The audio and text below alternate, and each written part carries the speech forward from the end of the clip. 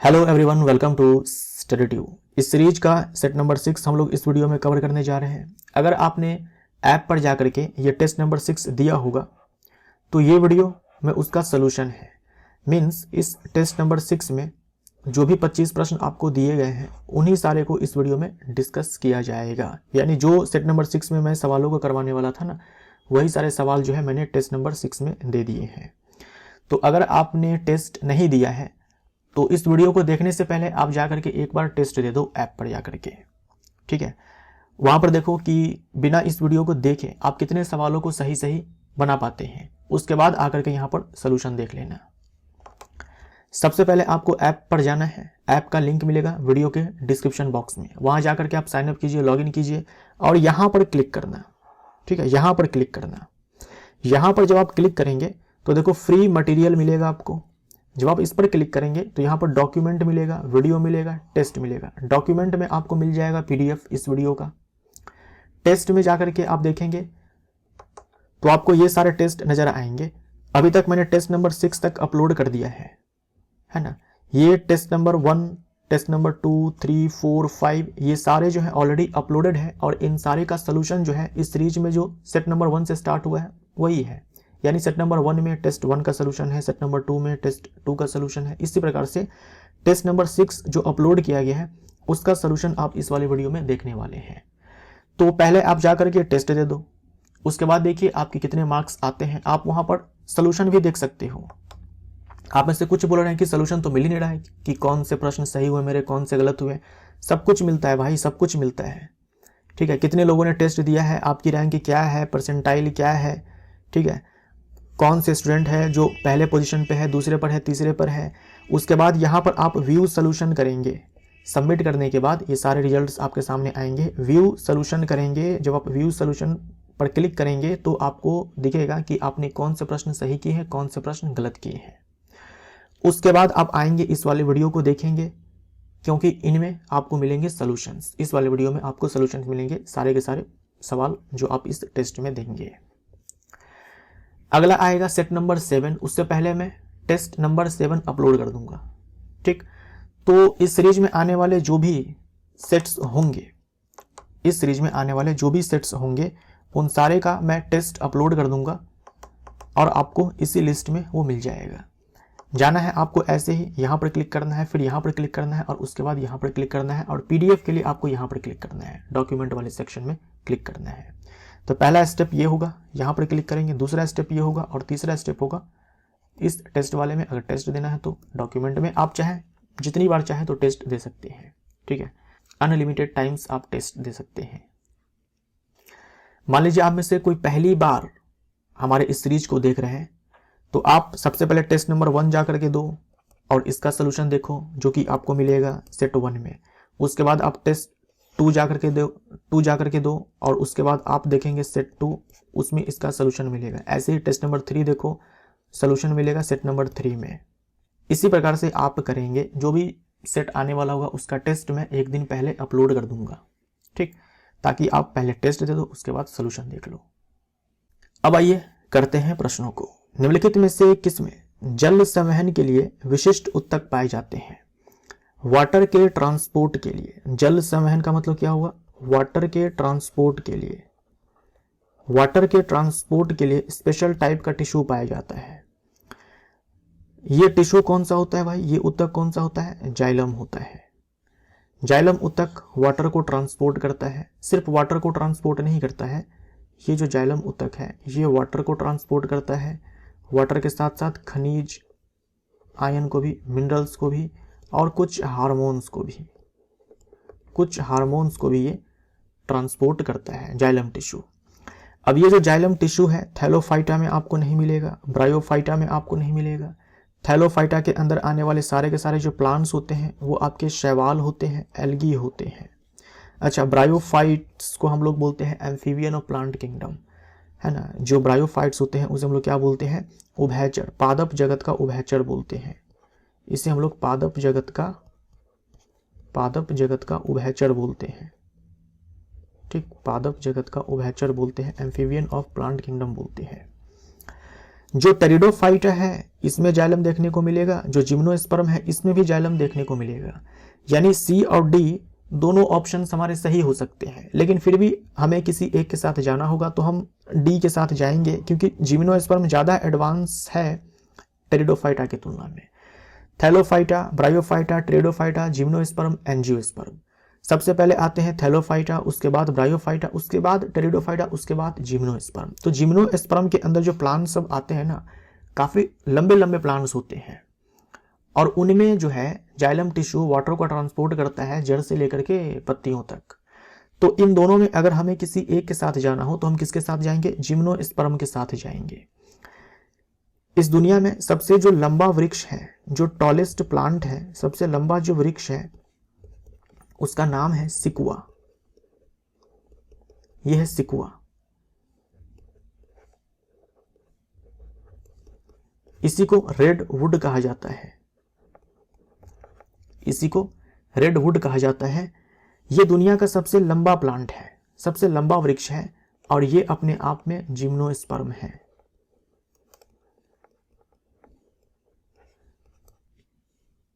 तो इसमें वाटर के ट्रांसपोर्ट के लिए डेफिनेटली एक स्पेशल टाइप ऑफ टिश्यू चाहिए, तो वो है जाइलम, वो है जाइलम। तो डी हमारा आंसर हो जाएगा। देखो टेरिडोफाइटा में भी जल संवहन के लिए विशिष्ट ऊतक पाया जाता है, लेकिन टेरिडोफाइटा के प्लांट छोटे छोटे होते हैं, जिम्नोस्पर्म के काफी लंबे लंबे होते हैं, काफी ऊंचे ऊंचे होते हैं। तो इसीलिए डी ऑप्शन हमारा यहाँ पर बेस्ट ऑप्शन बनता है, तो हम लोग डी के साथ जाएंगे। लेकिन आप ध्यान में रखिएगा, जो जाइलम है, जो जाइलम है और जो फ्लोएम है, इन दोनों को हम लोग बोलते हैं मिलाकर के संवहन उत्तक या संवहनी उत्तक। ठीक, संवहनी उत्तक यानी कि वैस्कुलर टिश्यू, वैस्कुलर टिश्यू। ये आपको मिलेंगे टेरिडोफाइटा के अंदर भी और जिम्नोस्पर्म के अंदर भी और एंजियोस्पर्म के अंदर भी। ठीक है, एंजियोस्पर्म के अंदर भी। ठीक, एंजियोस्पर्म के अंदर भी ये आपको ये दोनों जो है देखने को मिलेंगे। राइट। बल्ब का फिलामेंट डैश गलनांक वाली डैश धातु से बना होता है। बल्ब का फिलामेंट, इस फिलामेंट की बात की गई है। ये जो फिलामेंट होता है ये टंगस्टन धातु का बना होता है, ये टंगस्टन धातु का बना होता है, सिंबल W होता है और जो इसका एटॉमिक नंबर होता है वो 74 होता है। टंगस्टन धातु का मेल्टिंग पॉइंट आपके लिए इंपॉर्टेंट है 3380 डिग्री सेल्सियस।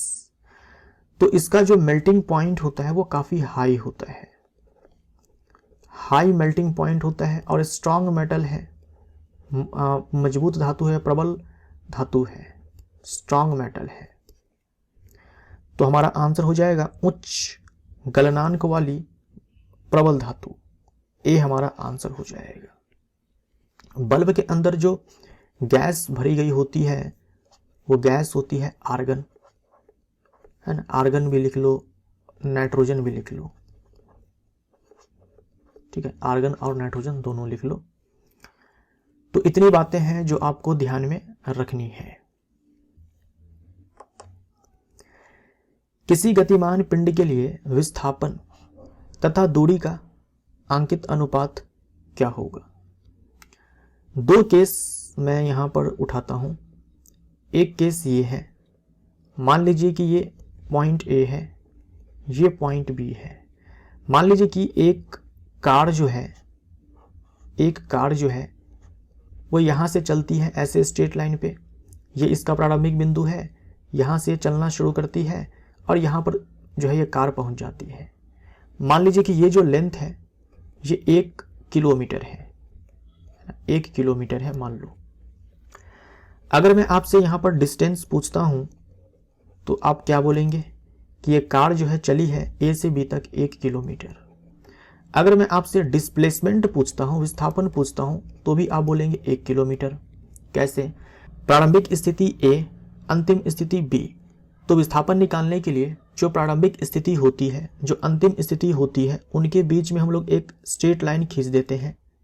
ठीक, तो स्ट्रेट लाइन जब खींचेंगे तो ये रास्ता ही अपने आप में वो लाइन है, इसीलिए डिस्प्लेसमेंट भी 1 किलोमीटर। अब मान लीजिए कि ये जो कार है वो बिंदु ए से बिंदु बी 1 किलोमीटर यहाँ पर है ना, मान लो मैं यहाँ पर इसको जो है 3 किलोमीटर कर देता हूँ, ऐसे ए से बी। उसके बाद मान लीजिए कि ये जो कार है ये कुछ ऐसे जाती है ना, ऐसे जाती है, सी तक जाती है, और ये मान लीजिए कि 4 किलोमीटर है। ये कार यहां से चलना जो है शुरू करती है और यहां तक पहुंचती है।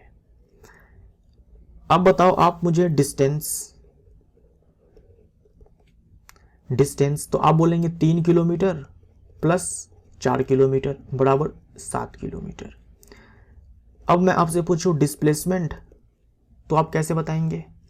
देखो, डिस्प्लेसमेंट निकालने का तरीका है कि प्रारंभिक स्थिति मार्क कर लो, अंतिम स्थिति मार्क कर लो, और इन दोनों को मिला दो स्ट्रेट लाइन से, एक सीधी रेखा से, और इसकी आप लंबाई ज्ञात कर लो। तो ये हमारा 90 डिग्री है, तो इसकी लेंथ स्क्वायर रूट के अंदर 3 का स्क्वायर प्लस 4 का स्क्वायर करेंगे तो 16 प्लस 9 25 हो जाएगा, फिर वो 25 बाहर आएगा स्क्वायर रूट से तो 5 हो जाएगा, तो 5 किलोमीटर। तो डिस्प्लेसमेंट कितना मिला आपको? 5 किलोमीटर। तो आप यहां पर देखिए, इस वाले में जो डिस्टेंस वही डिस्प्लेसमेंट, लेकिन इस वाले में जो डिस्टेंस है वो बड़ा है डिस्प्लेसमेंट से।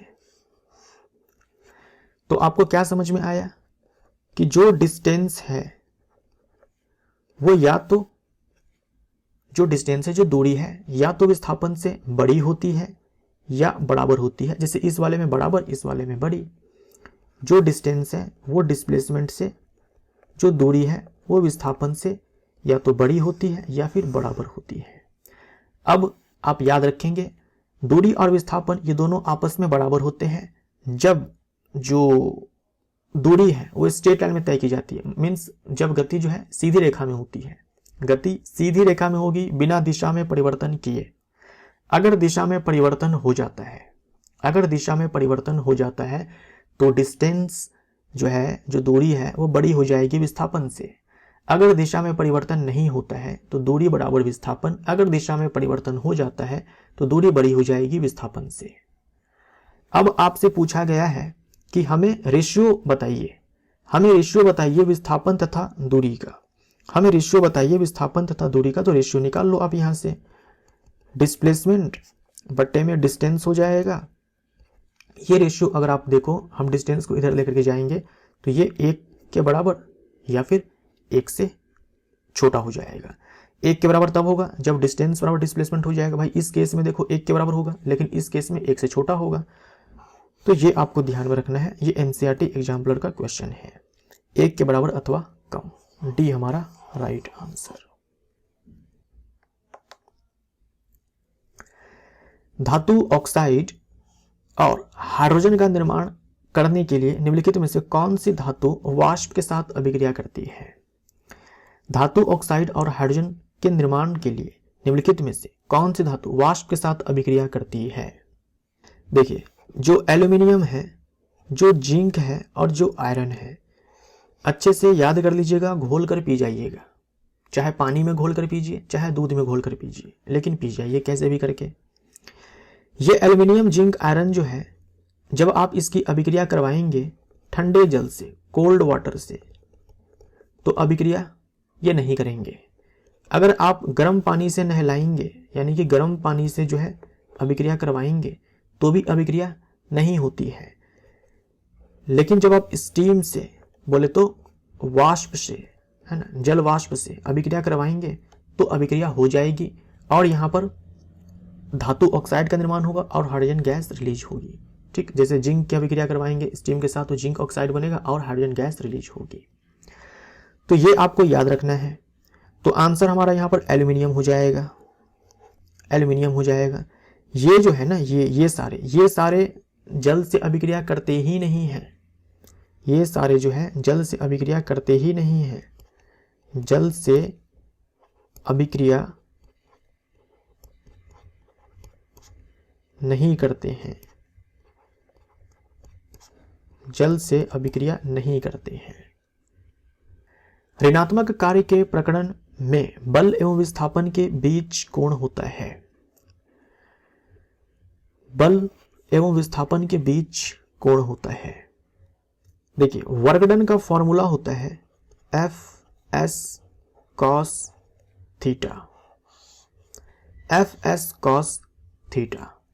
ये थीटा क्या है? ये थीटा होता है बल और विस्थापन के बीच का एंगल। मान लो ये फोर्स है और ये डिस्प्लेसमेंट है, विस्थापन है, तो इसके बीच का एंगल अगर थीटा है तो वर्क डन हो जाएगा Fs cos थीटा। एग्जाम्पल के तौर पर मान लीजिए ये एक बक्सा है और इस बक्से को ऐसे खींचा जाता है और इस बक्से का विस्थापन इस डायरेक्शन में होता है।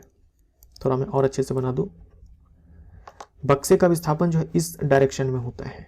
ये एंगल मान लीजिए थीटा है, यानी विस्थापन जिस दिशा में है उससे थीटा एंगल पर फोर्स लगाया जा रहा है ना। ये मान लो कि कोई बॉक्स है, राइट। तो इसको खींचने में जो है, डिस्प्लेस करने में कुछ ना कुछ वर्क किया जाएगा। कितना वर्क किया जाएगा? तो ये फॉर्मूला है उस वर्क को निकालने के लिए। अब आप यहां पर देखो, अगर थीटा बराबर यहां पर आप ले लेते हो 0 डिग्री, थीटा बराबर अगर आप 0 डिग्री ले लेते हो, यानी बल और विस्थापन दोनों के दोनों सेम डायरेक्शन में है, बल और विस्थापन दोनों के दोनों सेम डायरेक्शन में है, तो वैसे केस में क्या होगा आप यहां से निकाल सकते हो।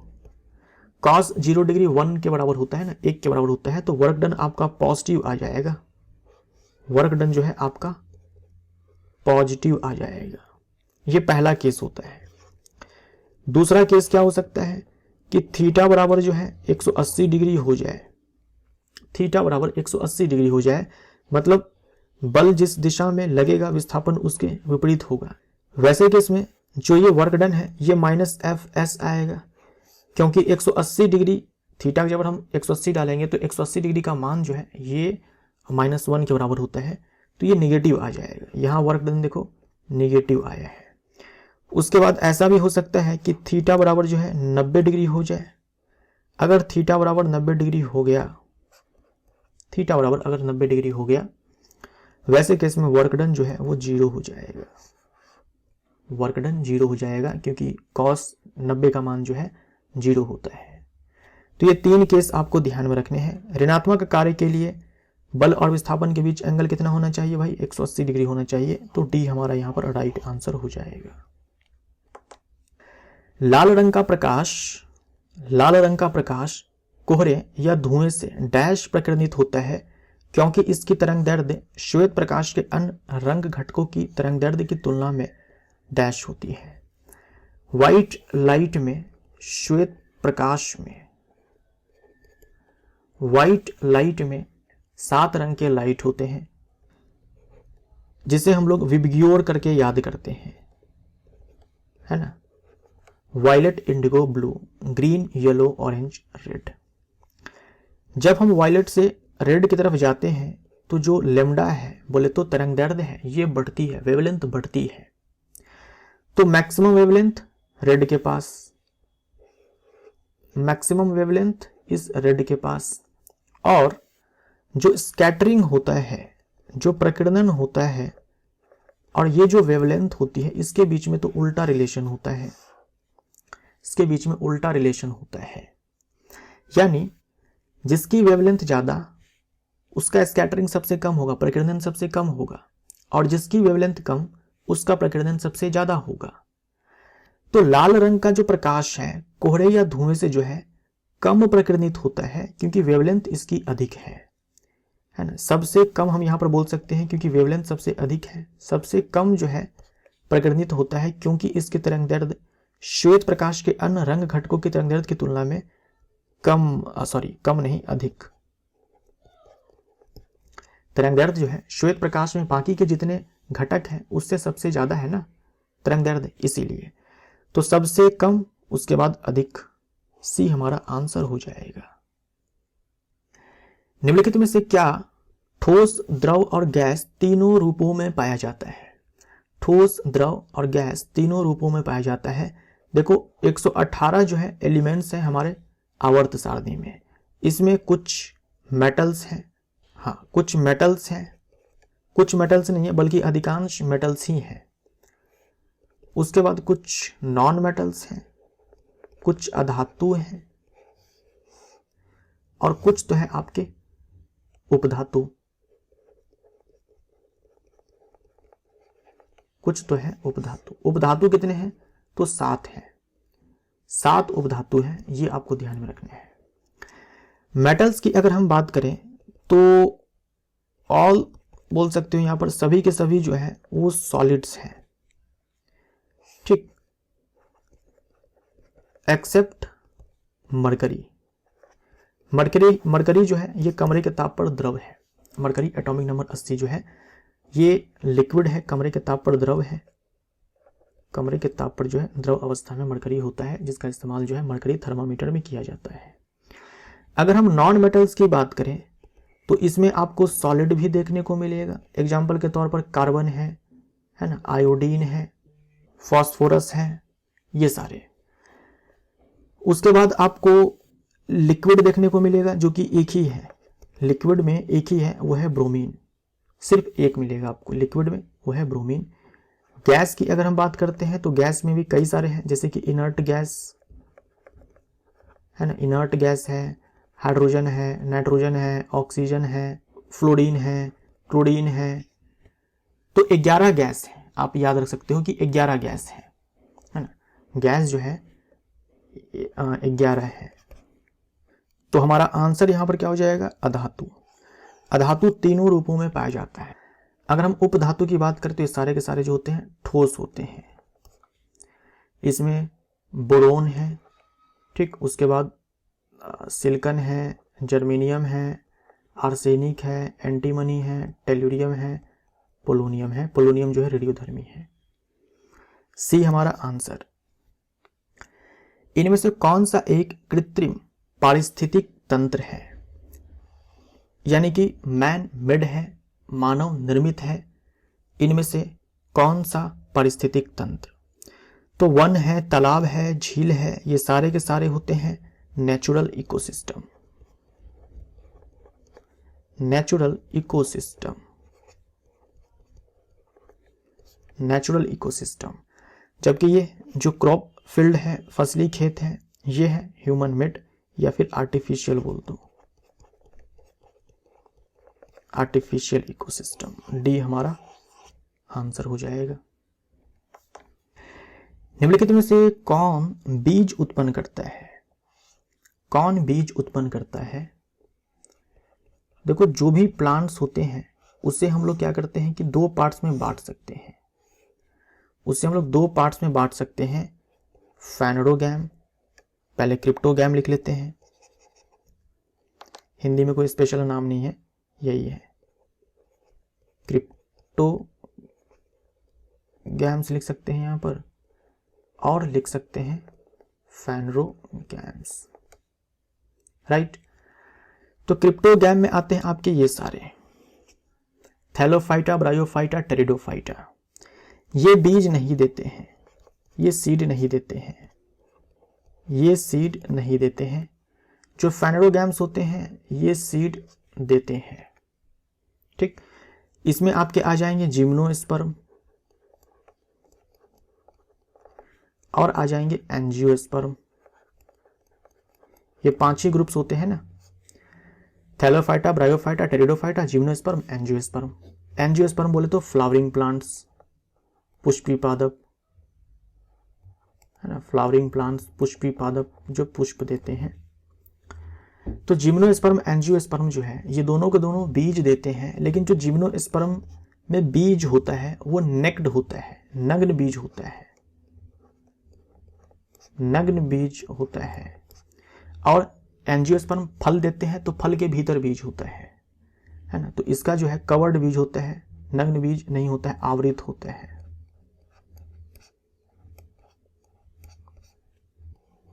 तो डी हमारा राइट आंसर।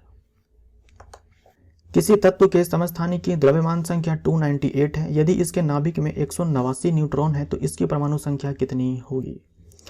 द्रव्यमान संख्या बराबर होता है प्रोटॉन की संख्या प्लस न्यूट्रॉन की संख्या। अच्छा, द्रव्यमान संख्या हम लोग यहाँ पर जो प्रोटॉन की संख्या इसके स्थान पर परमाणु संख्या भी लिख सकते हैं, क्योंकि प्रोटॉन की संख्या बराबर परमाणु संख्या होता है। अब द्रव्यमान संख्या हमें दिया हुआ है 298 है, परमाणु संख्या अपने को चाहिए, न्यूट्रॉन संख्या 189 है। तो यहाँ से अगर हम Z निकालेंगे तो 298 माइनस 189 हो जाएगा, तो ये 109 हो जाएगा। C हमारा राइट आंसर हो जाएगा। धातुओं की विद्युत प्रतिरोधकता का सही क्रम चुनें। रेजिस्टिविटी है ना, रेजिस्टिविटी यानी कि रो का ऑर्डर हमें चूज करना है। तो सबसे बढ़िया जो चालक है मैंने आपको बताया हुआ है वो है सिल्वर। तो सिल्वर की जो प्रतिरोधकता है वो सबसे कम होती है, कॉपर की इससे थोड़ी सी कम होती है, सॉरी थोड़ी सी अधिक होती है। सबसे कम तो सिल्वर की है, कॉपर की इससे थोड़ी सी अधिक होती है, मतलब 0.02 का फर्क होता है ना, 0.02 का फर्क होता है सिल्वर और कॉपर में। तो कॉपर भी एक बहुत ही अच्छा चालक है ना। सिल्वर और कॉपर में ज़्यादा अंतर नहीं है। हम लोग ज़्यादातर तो कॉपर वायर ही इस्तेमाल करते हैं अपने घरों में इलेक्ट्रिसिटी के लिए। उसके बाद आप यहाँ पर लिख सकते हो एल्यूमिनियम। एल्यूमिनियम भी बढ़िया चालक है विद्युत का, लेकिन उतना बढ़िया नहीं है जितना कि ये कॉपर है। इसीलिए एल्यूमिनियम के जो वायर्स होते हैं वो आपको सस्ते मिलते हैं मार्केट में। उसके बाद आप टंगस्टन लिख सकते हो, उसके बाद आप यहाँ पर निकल लिख सकते हो, तब आप आयरन लिखोगे, तब आप क्रोमिन लिखोगे, उसके बाद आप मरकरी लिखोगे, और मरकरी के नीचे जो है मैंगनीज आता है। तो ये इंक्रीजिंग ऑर्डर है, इंक्रीजिंग ऑर्डर आरोही क्रम है किसका? रो का। और ये रो क्या है? प्रतिरोधकता, रेजिस्टिविटी। तो देखो यहाँ पर आंसर क्या हो जाएगा, सबसे कम सिल्वर का होगा, नो डाउट। इसमें सबसे ज़्यादा है तो ये कट जाएगा, इसमें सबसे ज़्यादा है कट जाएगा, इसमें सबसे ज़्यादा कट जाएगा, डी हमारा आंसर हो जाएगा। ठीक है, सिल्वर, उसका टंगस्टन, तब निकल, तब मरकरी, सही है। पृथ्वी का द्रव्यमान है, पृथ्वी का द्रव्यमान है 6 × 10⁻24 किलोग्राम, डी हमारा आंसर हो जाएगा। और त्रिज्या देखो, मास ऑफ अर्थ आपको याद रखना है 6 × 10⁻24 kg, और रेडियस ऑफ अर्थ आपको याद रखना है 6400 किलोमीटर।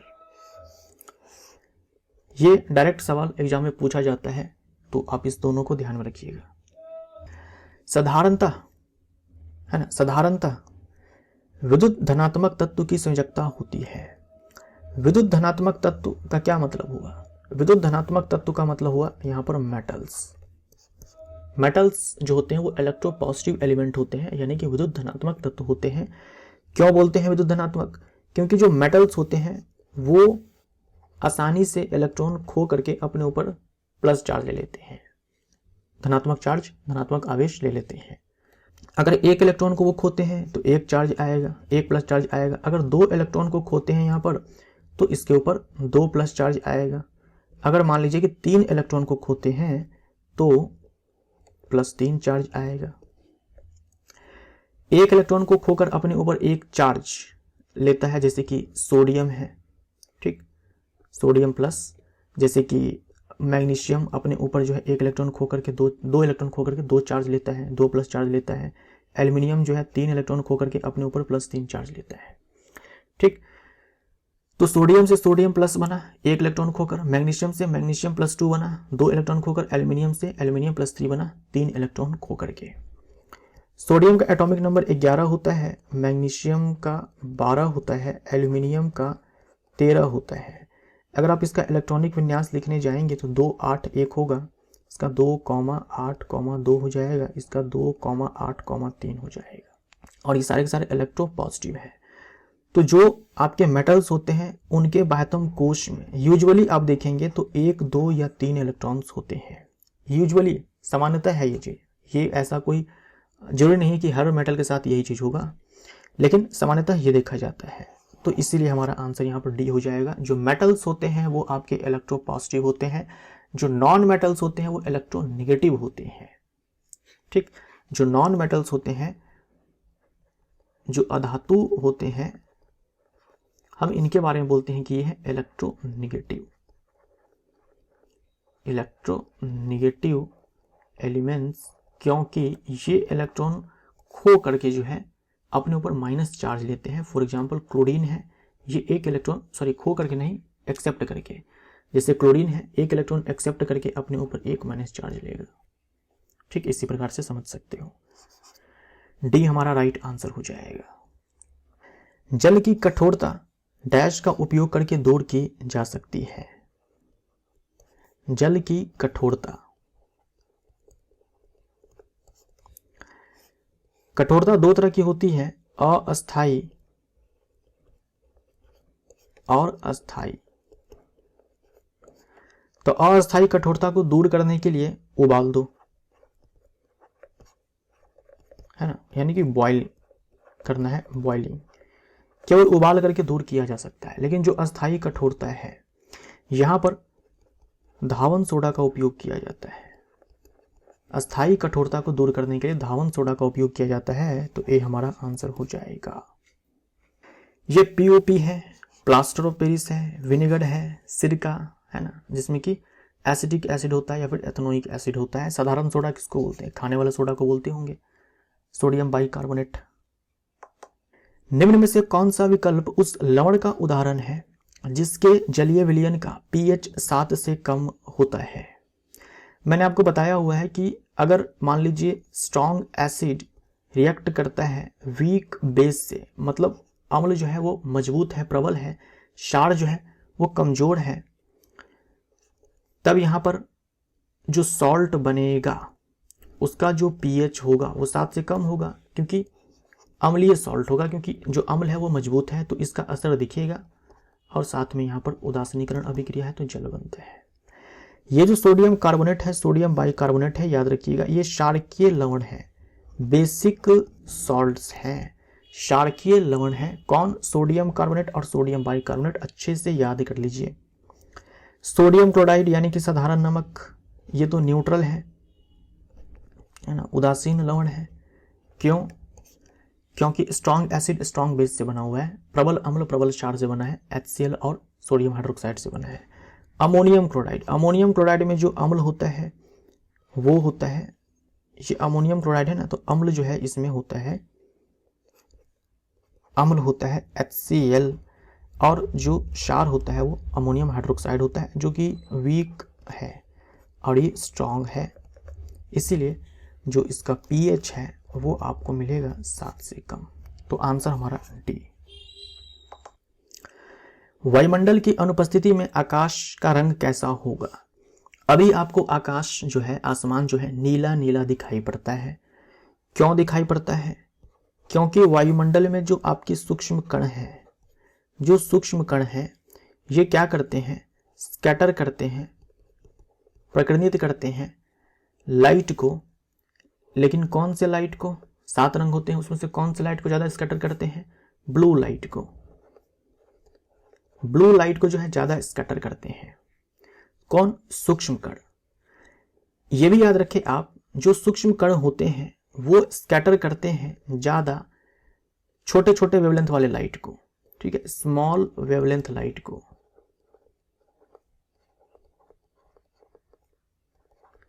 स्मॉल वेवलेंथ लाइट को। तो जो ब्लू लाइट है ये भी स्मॉल वेवलेंथ वाली ही लाइट है। तो सूक्ष्म कण, वायुमंडल में जो सूक्ष्म कण है इनके बारे में आप याद रखेंगे कि छोटे वेवलेंथ वाले जो प्रकाश होते हैं उनका प्रकीर्णन ये ज्यादा करते हैं, नीले रंग के प्रकाश का प्रकीर्णन ज्यादा करते हैं। यही कारण है कि आसमान आपको नीला दिखाई पड़ता है। लेकिन आपसे बोला गया है कि अगर वायुमंडल ना हो, अगर वायुमंडल नहीं होगा तो ये सूक्ष्म कण भी तो नहीं होंगे ना। तो जब आप वायुमंडल से बाहर निकल जाएंगे, पृथ्वी का जो अपना वायुमंडल है उससे बाहर निकल जाएंगे, तो आप देखेंगे कि आसमान जो है आपको काला काला दिखाई पड़ता है। हालांकि आप तो निकलेंगे नहीं, लेकिन ऐसा ही होता है। वायुमंडल अगर नहीं होता या फिर वायुमंडल से हम बाहर निकल जाएं तो अंतरिक्ष यात्री को जो आसमान है वो नीला नहीं दिखाई पड़ता है बल्कि काला काला दिखाई पड़ता है। काला दिखाई पड़ता है क्योंकि वहां पर सूक्ष्म कण नहीं होते हैं जो नीले रंग के प्रकाश को प्रकटित करेंगे। ठीक, तो काला, ये याद रखिएगा। प्रकाश के प्रकीर्णन के कारण आसमान आपको नीला दिखाई पड़ता है, बादल आपको सफेद दिखाई पड़ता है, सूर्योदय और सूर्यास्त के समय सूर्य आपको रक्ताभ प्रतीत होता है। इन सारे ही पॉइंट्स को याद रखिएगा। प्रकाश के प्रकीर्णन के कारण आसमान आपको नीला दिखता है, बादल आपको सफेद दिखता है, सूर्योदय और सूर्यास्त के समय जो सूर्य है आपको रक्ताभ प्रतीत होता है। तो इन सारे पॉइंट्स को आप याद रखेंगे। अगर आप नोट डाउन करना चाहो तो नोट डाउन कर लो। यौवन आरंभ के दौरान आवाज बदल जाती है, ऐसा क्यों होता है? आप देखते होंगे एक लड़का जब वो क्लास 10th में जाता है, क्लास 10th में जाते जाते तक जो है उसके आवाज में काफी परिवर्तन हो जाता है। उसके आवाज में काफी परिवर्तन हो जाता है क्योंकि उसके वृषण से, उसके टेस्टिस से जो है ये जो हार्मोन होता है टेस्टोस्टेरोन, जो कि क्या है, मेल सेक्स हार्मोन है, मेल सेक्स हार्मोन है, इसका सिक्रीशन शुरू हो जाता है। क्लास 10 तक जाते जाते जो वृषण होता है उससे ये जो हार्मोन होता है ना, जो नर लिंग हार्मोन होता है, इसका सिक्रीशन स्टार्ट हो जाता है। जब इसका सिक्रीशन स्टार्ट होता है तब बॉडी में कई सारे चेंजेज होते हैं। एक तो शुक्राणु का बनना शुरू हो जाता है, शुक्राणु जनन जो स्टार्ट हो जाता है ना, शुक्राणु जनन स्टार्ट हो जाता है, यानी कि स्पर्मेटोजेनेसिस स्टार्ट हो जाता है, शुक्राणु का बनना शुरू हो जाता है और जो जननांग होते हैं वो और विकसित होने लगते हैं।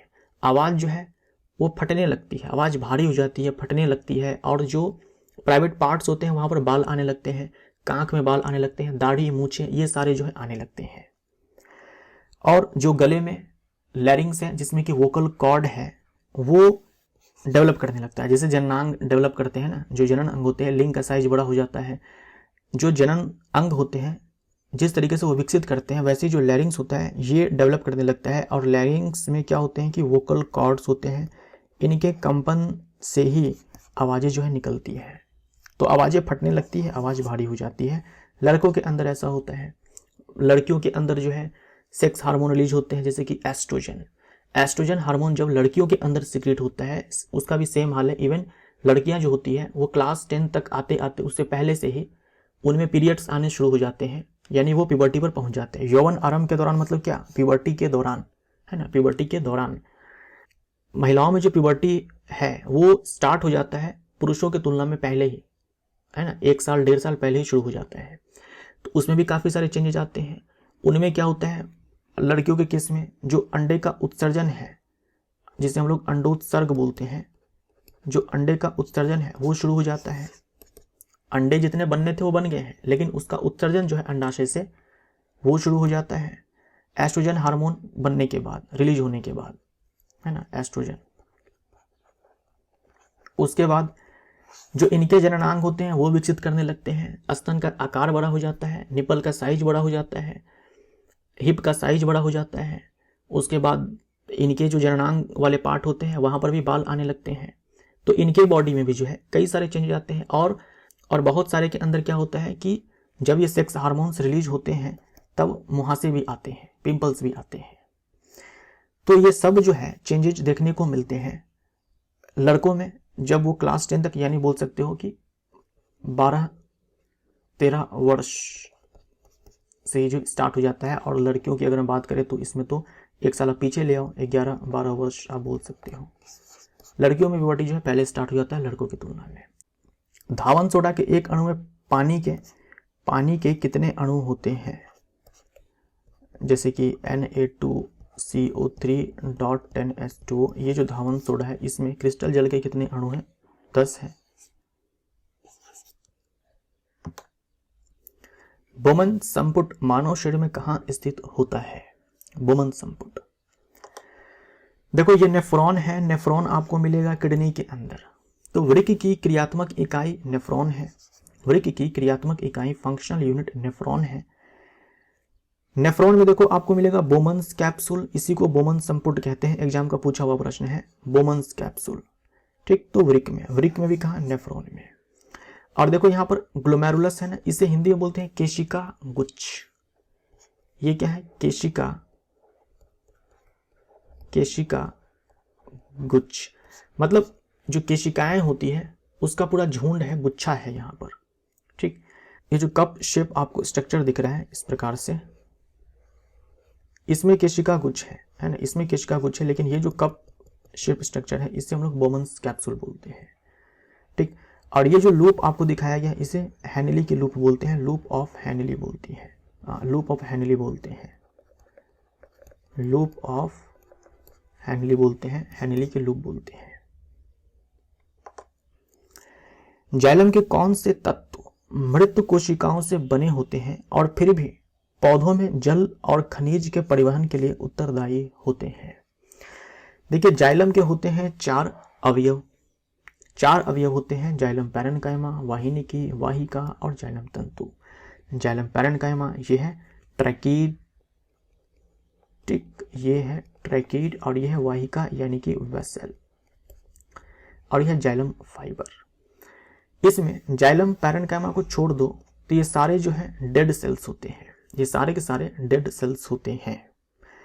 इसका काम होता है फूड स्टोरेज का, इन दोनों का काम होता है वाटर के ट्रांसपोर्ट का, यानी जो ट्रांसपोर्टेशन का काम है ये इन दोनों का होता है, और इसका काम होता है यांत्रिक सहारा प्रदान करना। जाइलम तंतु का काम होता है यांत्रिक सहारा प्रदान करना। तो ट्रैकीड और वेसल हमारा आंसर हो जाएगा, ट्रैकीड और वेसल। ये जो वेसल है जाइलम के अंदर, ये केवल एंजियोस्पर्म में देखने को मिलेगा। देखो, जो जाइलम टिश्यू है ये तो टेरिडोफाइट्स के अंदर भी देखने को मिलता है, जिम्नोस्पर्म के अंदर भी, एंजियोस्पर्म के अंदर भी, लेकिन जाइलम के अंदर ये वाला जो स्पेशली अवयव है वाहिका, ये केवल एंजियोस्पर्म का फीचर है। ना तो आपको टेरिडोफाइट्स में देखने को मिलेगा, ना ही आपको जिम्नोस्पर्म में देखने को मिलेगा। वैसे जो है केवल एंजियोस्पर्म के अंदर देखने को मिलेगा। 2 पिंडों के बीच गुरुत्वाकर्षण बल F है। यदि दोनों पिंडों के द्रव्यमान उनके बीच की दूरी को समान रखते हुए आधा कर दी जाए तो गुरुत्वाकर्षण बल हो जाएगा। गुरुत्वाकर्षण बल जो है 2 द्रव्यमानों के बीच लगता है, आकर्षण नेचर का ये बल होता है। अगर ये m1 द्रव्यमान की वस्तु है, ये m2 द्रव्यमान की वस्तु है, तो दोनों एक दूसरे को खींचते हैं, समान बल लगाते हैं लेकिन विपरीत दिशा में लगाते हैं। मान लीजिए कि इनके बीच की दूरी r है, तो जो बल का मान आएगा वो capital G m1 m2 by r square हो जाएगा। ठीक, ये बल लग रहा है, मतलब दोनों जो है इतना ही बल लगा रहे हैं एक दूसरे पर, लेकिन विपरीत दिशा में लगा रहे हैं। अब देखो, आपसे कहा गया है कि ये जो डिस्टेंस है इसके साथ कोई छेड़खानी नहीं करना है, बस दोनों का द्रव्यमान जो है आधा कर देना है। यही बोला है ना, यदि दोनों पिंडों के द्रव्यमान उनके बीच की दूरी को समान रखते हुए आधे कर दिए जाए। ठीक है, यानी दोनों का द्रव्यमान जो है आधा कर देना है। m1 है तो इसको m1/2 कर देना है, m2 को m2/2 कर देना है, इस प्रकार से। तो क्या हो जाएगा, आप देख ही पा रहे हो यहाँ पर कि जो f है वो सीधा समानुपाती है m1 × में m2 का। अगर हम दोनों का द्रव्यमान आधा आधा कर दें तो जो f है पहले का 1/4 हो जाएगा, ये हमारा आंसर हो जाएगा। अब ये जो g है इसके बारे में कुछ बातें हैं जो ध्यान में रखिए आप। g है ग्रेविटेशनल कांस्टेंट, गुरुत्वाकर्षण नियतांक, जिसका मान होता है 6.67 × 10⁻11 न्यूटन मीटर स्क्वायर पर किलोग्राम स्क्वायर, ये होता है। इस g के मान को कैलकुलेट किया था हेनरी कैवेंडिश ने,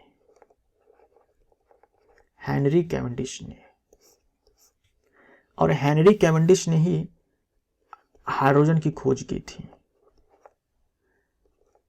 हाइड्रोजन, लेकिन जो हाइड्रोजन नाम है ये इन्होंने नहीं दिया था। हाइड्रोजन नाम जो है इन्होंने नहीं दिया था, इन्होंने तो हाइड्रोजन को फ्लेमेबल एयर कहा था, यानी कि दहनशील वायु। ये जो नाम है हाइड्रोजन ये दिया था लेवोजियर ने, है ना, ये दिया था लेवोजियर ने। ठीक, हाइड्रोजन नाम दिया था लेवोजियर ने, लेकिन हाइड्रोजन की खोज की थी हेनरी कैवेंडिश ने, और इस मान को कैलकुलेट किया था हेनरी कैवेंडिश ने। गति के तीसरे नियम के अनुसार क्रिया एवं प्रतिक्रिया, ये क्रिया भी अपने आप में बल है, ये प्रतिक्रिया भी अपने आप में बल है।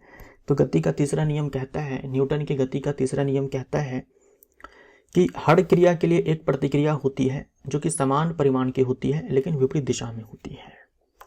अब देखो यहाँ पर कई सारे एग्जाम्पल्स हैं। जैसे मान लीजिए कि टेबल है, टेबल पे जो है ये किताब जो है रखी हुई है।